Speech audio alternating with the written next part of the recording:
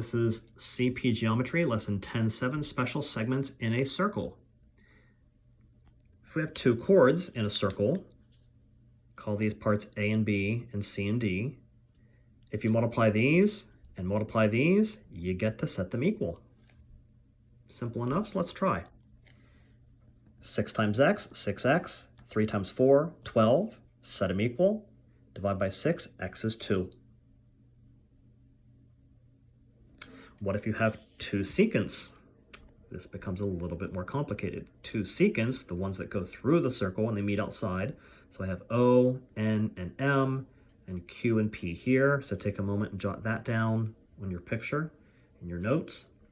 So here's what happens this time. The outer part times the whole thing is equal to the outer part times the whole thing. So that being said, let's review. MN is the outside part.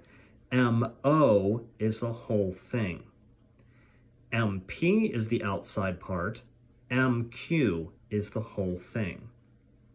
So again, it's outer times whole, outer times whole.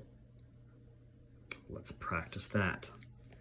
So this is 2, this is x, this is 12, this is 3. So outside times the whole thing is 2 times 14. You have to add these together. It's the whole thing. 2 plus 12 is 14. Then outside part here is x. The whole thing is x plus 3. So you're going to have to be careful with these when adding your components together. So 2 times 14 is 28. However, you already kind of get a sense of what's going to happen here. If you multiply through, you get x squared plus 3x. We've talked about this a lot of times before for several months. If you have a squared term, you're already knowing it's going to be a factoring problem. So it needs to be set up correctly. So subtract that 28, get everything together. X squared plus 3x minus 28. I took it over here, but then I just reversed everything. I took everything to the left. It's fine. It balances out. It's the same thing. Equals 0. I just like to have everything on the left. It's easier. So factoring this down, I know 28 to make a 3 is 7 times 4. That means plus 7 and minus 4 to give me 3. Each of these is solved individually. Remember, if we're talking about distances on a picture, negative answers aren't going to make sense. So I get negative 7 and positive 4. It has to be the positive 4.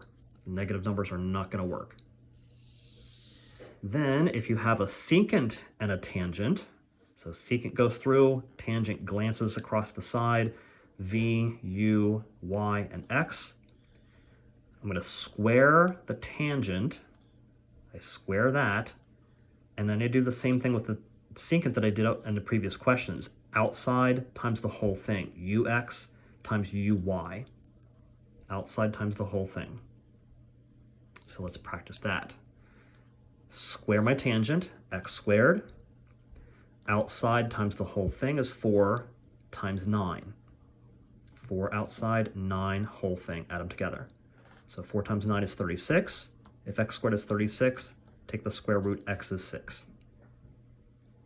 Let's practice a few more of these. Papers are sticking together. Okay, so here I have a problem with two chords. So multiply these, multiply these. 8 times x is 8x. 9 times 12 is 108. Divided by 8, 13.5. Chord problems are easy. Two secants. Outside times whole thing. Outside times whole thing. Outside here times whole thing here would be 10 times 34. 10 times 34 is 340. Here I have 8 for the outside and 8 plus x for the inside, or for the whole thing. So 8 times 8 plus x, distributive property gives you 64 plus 8x. This is not going to be a factoring problem, but you are going to have to adjust some things. Take the 64 over by subtraction. So 8x equals 276. Divide by 8 gives you 34.5. Moving to the next example. I have a tangent and a secant. Tangent gets squared. 4 squared is 16. Outside times the whole thing is going to be 2 times 2 plus x. 2 times 2 plus x. Again, distributive property, 4 plus 2x. No squared terms, so again, it's not a factoring problem, so should be minimal concerns here. Just be careful with your distributive property. This goes over by subtraction. That's 12 equals 2x. X is 6. Once again, two chords, not quite as easy this time because the chords are going to create that factoring situation. 6 times 8 is 48. X times x plus 2 is x squared plus 2x. Subtract the 48, get everything off to one side because there's that squared. It's going to be a factoring problem. So x squared plus 2x minus 48 means you have to make 48 and 2. So that's 8 and 6. Plus 8 minus 6 gives you the 2. Positive 6 for this answer, negative 8 for this answer, which is why I didn't even write it, because you can't have negative answers. Two secants, outside whole thing, outside whole thing. It's easier to start here.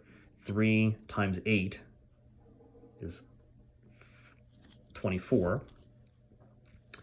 Outside times whole thing here is x times x plus 10. That's x squared plus 10x. I kind of skipped a step here. I just knew that was going to be 24, so I went ahead and subtracted it to set up the factoring problem. So I'm making a 24 and a 10.